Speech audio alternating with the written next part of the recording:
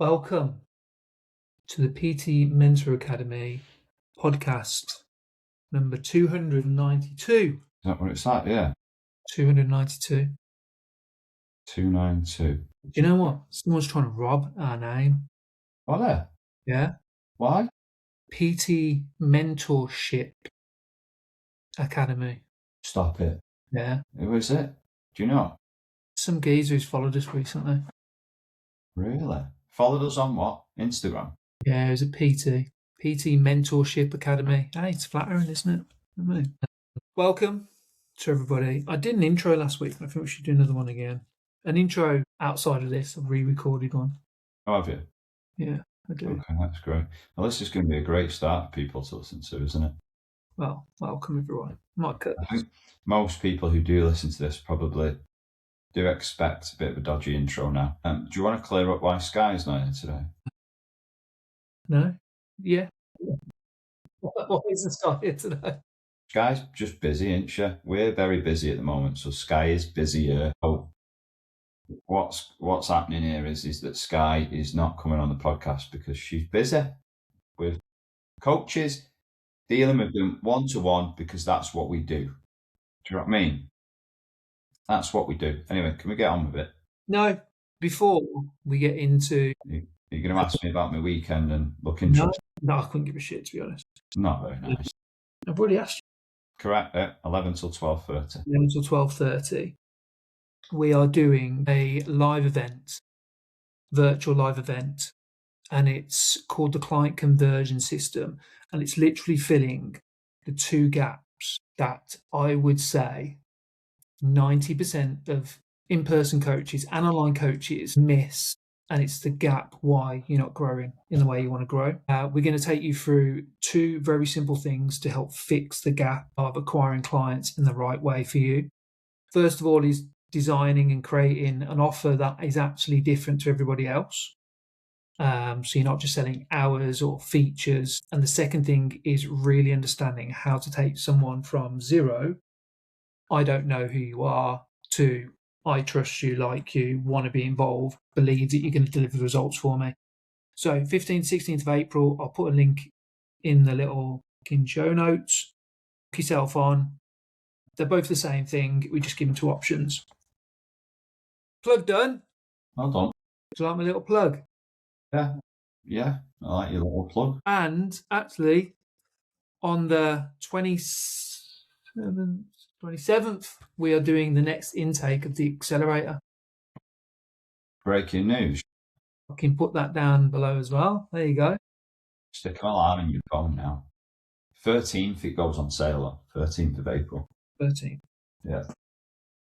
Cool, man. Right, let's get into it. First one is, how do you handle negative feedback from clients, which can feel more like an attack rather than a discussion?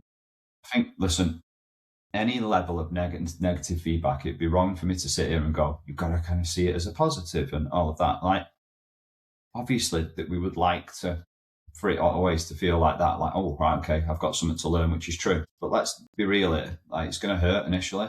And I think when you run a self-employed business, any level of critical feedback feels like a bit of a personal attack anyway initially. But once you're through that, hopefully you can see it as a positive and give you an opportunity to learn and grow. Now, I think ultimately, whether you understand whether it is a personal attack or whether it is just a critical piece of feedback from the business depends on the facts that you have on the client, really, in regards to if a client is turning around and saying that they're not achieving X, Y, and Z goal, or that it's your fault, or they're not motivated, or all of that type of stuff. I suppose my opinion would be to go back to the proof and the evidence that you have in regards to, have you sat down and gone through goals? Have you gone through the plan? Have you done that recently?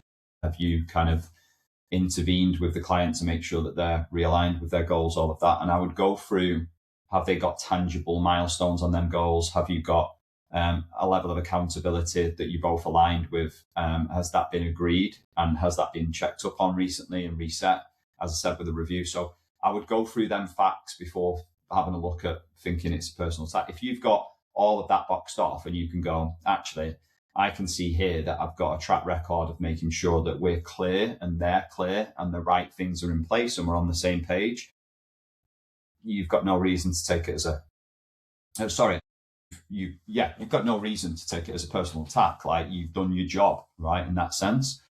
But from my experience, like 9 times out of 10, it is an opportunity to kind of grow and develop, and it just goes through transitions of the business. You might have took your eye off the ball in certain areas, but to separate the fact that, is it a personal attack, or is it the person offloading the fact that they've probably not been accountable to themselves and not done what they've said they needed to do to change and move forward? The way you would separate it is by looking at the facts and going, have I done exactly what I need to do here as the business owner, or have I not? And if that's the case, then probably I need to take it on the chin. But from my experience, I probably on one hand over the past 20 odd years where a client has probably blamed me for something going wrong, and probably 2 or 3 of them, they were right. And the other 2, I was like, actually, no, because of this. And it's more so you offloading your frustration and your disappointment and your mood and me. So I think personally, that's the way to have a look at it, deal with it and separate it if you can. Anything you would add to that? I've gone on the computer for the questions today, and I normally do it on my phone. Why is the questions moved in some places? I've moved it. Is that on every one of them? Right, the next question is about, would you rather kill a chicken with your bare hands every time you have to get in any car and drive somewhere, or fight an orangutan once a year with a sword where it can happen at any time and you have to fight? Orangutan. Definitely. I feel like that is the type of question that might come up at 6 o'clock in the morning in someone's kitchen when you're all steaming. That's a Connor question, isn't it? Aiden's definitely giving Connor a run for his money on his questions. What a debut that is from Aiden. What a debut that is. Brilliant. Where are we? I don't think there's many questions this week. Biggest distraction for coaches when it comes to driving their business forward? Oh, that's a really good question. Distraction. I'm going to say, this is difficult because there's a cause and an effect of this, but I'm going to say probably the biggest distraction most coaches have is the phone as a general distraction to take you away from the work that you should be doing. And I know that's probably an everyone thing, but I would say that as a problem, whenever I see coaches have difficult weeks in regards to productivity, then normally the screen time is twice as high. And that's because there's been a cue for that, which is they've had poor sleep or the high stress and they're going for the short-term gratification, just grabbing the phone when they're distracted. So for me, the biggest distraction is the phone, i.e. social media, and therefore comparison. And then you fall into this aggressive loop of not being creative, not being productive. And then it's sapping you of kind of any level of, as I've just said, productivity. So I would say that generally speaking, that's the biggest distraction because that goes on to social media and comparison. And normally that stalls action. Anything else that I would add to that? I think you allow yourself distractions by not being specific and focused with your schedule personally, with your whether it's a project plan or an action plan or a to-do list, and then you're not clear on your priorities, focuses, and therefore the actions that need to go into your week. I think that it sounds stupid, but that's a distraction for most because you leave this level of openness to what it is that you can do, and then you don't really do much productive. So because there's no focus, no intent behind the work, so you can't become productive and do the things that you need to do because you've been so open with your week and your schedule. So I would say that they're 2 of the biggest distractions or causes of distractions. Anything you would add? No. If you hear the kids fighting in the background, it's half term. It's day 1, so it's the big kid's priority to look after the little kid on day 1. Right, I have online clients at different price points because when I started, online wasn't my main business, so I didn't know what to charge and I was only starting out. Those original clients are at a lower price point of where I now want my online to be and move towards. How do I try to get everyone on the same price point for the same service? Top question. I think take a bit of an assessment of where everyone currently is, i.e. not just like what they're paying and what they're receiving features-wise, but where they are in their their journey and where they are in relation to where they want to be. And I think aligning those things, generally what I would suggest is looking at the bigger gaps and starting to make them move forwards. There's two different ways you could look at this. You could stagger the process of building people up to that price point. This completely depends on the variance, doesn't it, of where you are now compared to where the people were or currently are from when they started. Generally, what I'd suggest is probably going through a bit of a staggered alignment of those price points for the older clients. Depending on the jump, 1 to 2 jumps over 3 to 6 months, I think is a good kind of timeline for that. If you're adding in additional features to the online service that they don't receive now and don't know about and don't value, what I would suggest is maybe going back, and again, that's where I kind of suggested about understanding where they are in relation to their goals journey. Goal setting to a certain point where you understand their challenges and then matching those features with the problems they have. So then they have value in that and therefore increase the price point which aligns with it. So that's the way I'd probably go about it. Staggered start or staggered increase, depending on where they're at and depending on the jump. If it's, I think, anywhere between 0 and, this is euros, isn't it? 20, 30 pounds euros, I think one jump is fine. I think anything above that, maybe take it in a couple. Again, it just depends on where they are at now, right? If they're paying £30 a month now, which I'm sure they're not, that's doubling. So maybe go in between. Yeah, bit of context around that would be good, but that's how I'd go about it. Anything you'd add? Or anything I've missed? Next question. Best way to deal with price point objections? Just try and get curious on that. There's plenty of ways I would say not to do, which is fucking monitor ask them how much they're spending elsewhere, stupid idea, or say, what do you mean by that? And I know that's an open question, but I think just get curious. So like, for argument's sake, if it's the partner one, okay, talk to me a little bit more about what could potentially come up in that conversation. Well, and then take that down a spiral of kind of where else, like, because you could then question of kind of go, okay, what would you think your partner would want for you in this scenario? Would they want you to feel this? And so on, from what you've discussed with them within the consultation. So I wouldn't say there is one set way. And anyone who does say there is one set way, normally a bell ends and have some blueprint to sell to you or something like that. But I think for me, it's being present. It's trying to not get defensive or close the conversation down. It would be me to be present and just seek to understand a little bit.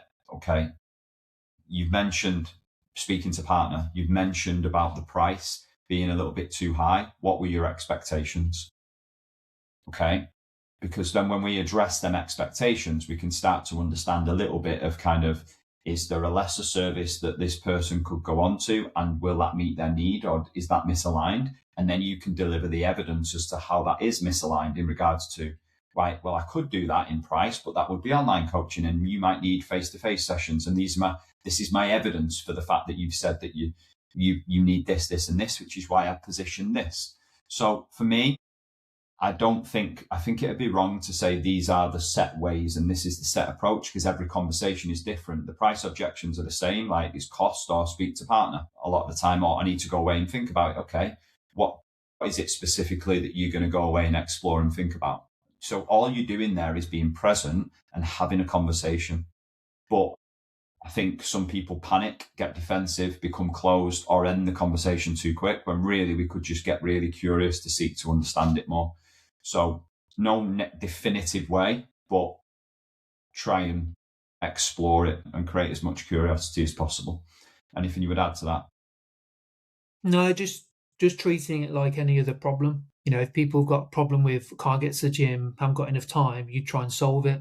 I think when people bring up, oh, that's too expensive, people generally shit themselves because they don't want to feel pushy.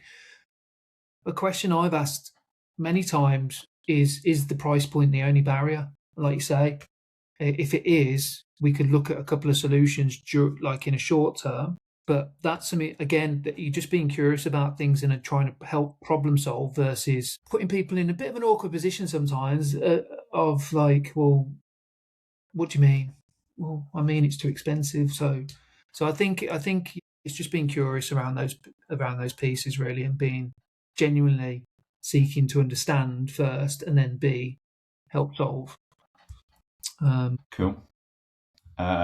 Next question is, if you had to coach people from a different niche to what you do now or what you did in the past, who would it be and why? The people I would like to coach now are probably people like me, and how I train and what my objectives are, which is more performance, more health, strength, trying to keep old age off a little bit, and enjoying it, like enjoying the process, enjoy challenging themselves with different competitions and competing in different things and looking to improve. And yeah, like have seasons of maybe where you go through, oh, you know what, I want to strip some body fat off for the next couple of months, and then while still focusing on performance, or I want to get strong, go through a strength phase, or I want to get better at this. So I think very much who I am now and how I like to train, and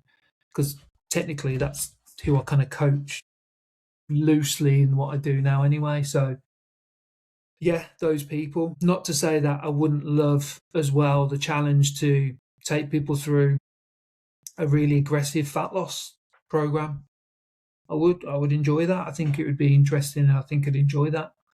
From an angle of creating belief, from an angle of creating that kind of entry point for people who are maybe a bit more sedentary, a bit more, I've tried stuff, it hasn't worked, and just creating that belief, because you see that when people come into the gym from my perspective now, when they come in and they're quiet and they're nervous and they don't know what they're doing and they can't do anything, to doing their first competition or losing weight and just be coming out of themselves more. So that's definitely, and it's very similar to who I'd coached before, especially like in my later full-time coaching years. So yeah, that's who I would choose now. Next. How to introduce a waiting list, register your interest when you're pushing your core offer. So this would be a launch style marketing campaign if you're doing a register your interest and that type of stuff. So, or private list or whatever you want to call it. So the way I would structure it is, let's say your core offer is 4 weeks out, right? From starting. I would, and we've been through this before, I would highlight the problem and make people aware within week 1 of the problem within your niche, what they have. Do that in a really relatable, story-driven way, using you and using your clients and using different styles of content, your point of view, your opinion, your belief, all of that type of stuff. So I'd highlight the problem that they have. I'd, within that and within that, start to talk about you building out the solution to that problem. And in week 2, I would start to share lots of social proof, like a load of social proof and the story behind the offer, and bring that offer to life so people start to look and go, right, I need that. I want that. This sounds like it fixes my problem and it sounds exciting. So you start to reveal what that is as the solution to the problem in the previous week. I would then start to, week 2 going into week 3, really highlight the fact that you're going to go out with the first 10 people on the register your interest, or give yourself a bit of an exclusivity on the amount of people that are going to go onto the list to get the priority to solve the problem. Build that up into week 2, into week 3, and then halfway through that, then start to launch your register your interest. And then you do, let's say, 5-6 days of opening that. And then off the back of it, you'd sell in private to them people and then launch to public. So that's how I would do it personally. People need to be problem aware first, and then realize that you've got the solution that sounds exciting, that's going to solve the problem, going to achieve their outcome. It's going to painting the picture of their future self, of what they want to achieve. And if you've done the niche work properly, then you'll know that that service is delivered, the waitlist lands, or the register your interest lands, and then you go out and launch. That's how I would introduce it. Anything you would add? Got any tips for getting back into the rhythm with marketing after coming off a holiday? It's a good question, that, actually, because it does drop for a lot of self-employed people. It does, doesn't it? I would just take a bit of a deep dive into it. Having a bit of a shock treatment to it, I think, is better than trying to ease your way back into it. It's going to be for different people, but I think easing back into it can very easily turn into a couple of weeks. Most people haven't got that type of time to play around with, especially if they've been off maybe the week before and week before that. So I would personally say deep dive into it in regards to, right, realign yourself with what the outcome is for the month ahead or the period of time ahead. Align yourself with what your objective is in regards to the message. Go over maybe some client check-ins, get you back up, read over the empathy map, maybe just think about what kind of angle you want to come from. And yeah, I think getting back into it and giving yourself a bit of a baptism into it, shock treatment, I think is going to work better for most than easing your way back into things. Only thing I would say is also maybe as a bit of a interim quick win is look back over old content that's relevant and maybe reuse that old content with either turning a carousel into a reel, vice versa, or changing some hooks. Yeah, maybe that's quite a bit of a quick win that you can help you with volume and frequency as well. Apart from that, no. In terms of marketing, what's the most frustrating mistakes you see people make regularly when planning their front end offers? This is so easy. Like basically only sharing a post on it once or something like that. Like I've seen coaches get frustrated with a lack of instant return within the first week of a front end offer. And I'll look at the content and there'll be a grid post. And then because they've then hid behind value-based content or personal-based content for the rest of the week and not mentioned it, or they have mentioned it, but it's at the bottom of the caption. No one fucking reads. So the most frustrating thing for me is coaches not talking about it enough. Now, what that doesn't mean is talking about what it is every day, right? Might not mean that. But in a sense of like who it's for, the story behind it, why you brought it to the table for people, the problems it solves, the outcomes it achieves, like how it all works. Why does it work that way? What journey does people go on? What can they expect? The results from the previous one, some testimonials, social proof, all of that. For me, like if you're in a sales process of a front end offer, it should get to the point over a 2-week period at least where you're absolutely sick of talking about it. So for me, it's the repetition of talking in and around it and about it and how it works and all of that. You can't talk about it enough on all platforms. So, and the amount of times coaches will turn around and listen to that, then apply it and come back and go, oh, shit, it works. When you talk about it, people sign up. Like, honestly, no shit. So that's the most frustrating thing for me. What about you? Definitely that. I think the combination of that and two other things. One is zero conversations or attempt to have conversations around it. Content's supposed to turn into conversations into clients, not content into clients. And I think that's a big realization of it. The second thing is similar to what you said, and combination going from like 0 to I expect people to pay is a big ask right now. Like you have to have some level of nurturing and conversation, interaction and belief building. And, I was just speaking about this, like they have to get to the point where they see that call to action and there's no question whether it's going to work or not, what they're going to get, how they're going to get it, what outcome they can expect, the promise they have you've made. It should be exciting for them. Should be no question around that particularly.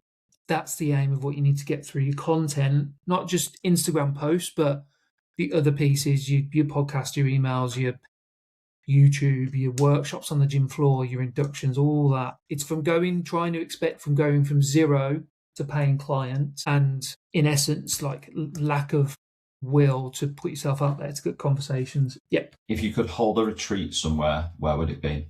And she's put, if it's Dubai, I'm not coming. It would be IB. Yeah. 100%. We should hold a retreat, a business and fitness retreat in a beef. Should we do it this week? This week? I don't need anything else on this pad this week, or next week, or the next month. Definitely our beaver, yeah. We should do that. Business, fitness, coaching, event/retreat. Sound? That's it, innit? Is that all the questions? Is that all of them, yeah? Yeah. Solid. Right, guys, in a bit.